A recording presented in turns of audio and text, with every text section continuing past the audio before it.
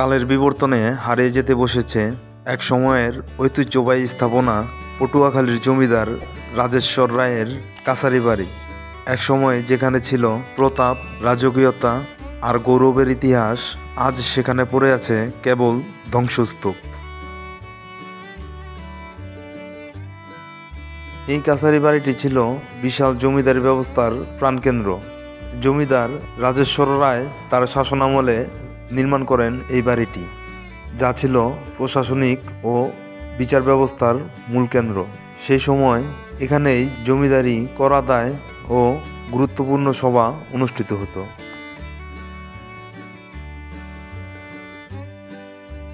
ভবনটির স্থাপত্যশৈলীতে মুঘল ও ব্রিটিশ প্রভাব স্পষ্টভাবে লক্ষ্য করা যায়। সুউচ্চ প্রবেশদ্বার, কারুকাজ করা জানালা আর সুদৃশ্য নকশা সবই ছিল জমিদারি ঐশ্বর্যের প্রতীক। তবে সংরক্ষণের অভাবে আজ এসব কেবল অতীত স্মৃতি মাত্র। রাজেশ্বর রায় ছিলেন এই অঞ্চলের অন্যতম প্রভাবশালী জমিদার। তিনি শুধু জমিদারি ছিলেন না, ছিলেন শিক্ষা অনুরাগী ও সমাজসেবক। স্থানীয় শিক্ষা প্রতিষ্ঠান ও মন্দির প্রতিষ্ঠায় তার অবদান ছিল অপরিসীম। তবে ব্রিটিশ শাসনের অবসান, জমিদারি প্রথা বিলুপ্তির পর তার বংশধরেরা এই বাড়িটি ছেড়ে চলে যান। তারপর থেকে কয়েক দফায় সরকারি বিভিন্ন কার্যক্রম করা হয় ভবনটিতে। সর্বশেষ পটুয়াখালী জেলার নির্বাহী ভূমি কর্মকর্তার কার্যালয় হিসাবে ব্যবহার করা হয় এই বাড়িটি। তবে ভবনটি ঝুঁকিপূর্ণ হওয়ার কারণে বাড়িটি পরিত্যক্ত ঘোষণা করা হয়।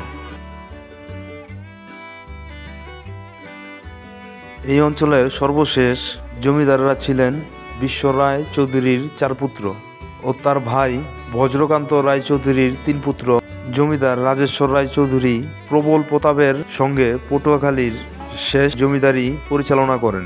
পটুয়াখালীতে নির্মাণ করা হয় কাছারি বাড়ি ও পূজা অর্চনার জন্য স্থাপন করা হয় পাষাণময়ী কালীবাড়ি মন্দির।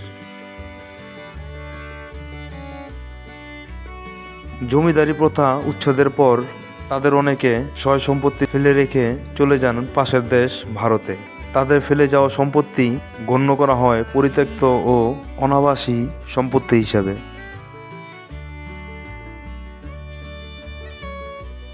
দুঃখজনক হলেও সত্য, সংরক্ষণের অভাবে কাছারি বাড়িটি আজ ধ্বংসের পথে।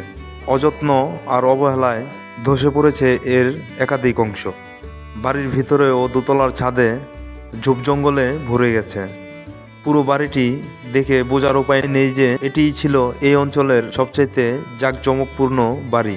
একসময় কত লোকজন আসতো এখানে। স্থানীয়রা চান এটি যেন ঐতিহ্যবাহী স্থাপনা হিসাবে পুনরুদ্ধার করা হয়। এই ধরনের ঐতিহাসিক স্থাপনা সংরক্ষণ করা অতি জরুরি। এটি শুধু একটি বাড়ি নয়, এটি আমাদের ইতিহাস ও ঐতিহ্যের অংশ। স্থানীয় প্রশাসন ও সংরক্ষণ সংস্থাগুলোর উচিত এই কাছারি বাড়িটি সংস্কার ও সংরক্ষণে এগিয়ে আসা। রাজেশ্বর রায়ের কাছারি বাড়িটি ইতিহাসের জীবন্ত সাক্ষী। এটি হারিয়ে গেলে হারিয়ে যাবে এক টুকরো অতীত। আসুন আমরা আমাদের ঐতিহ্য রক্ষায় সচেতন হই।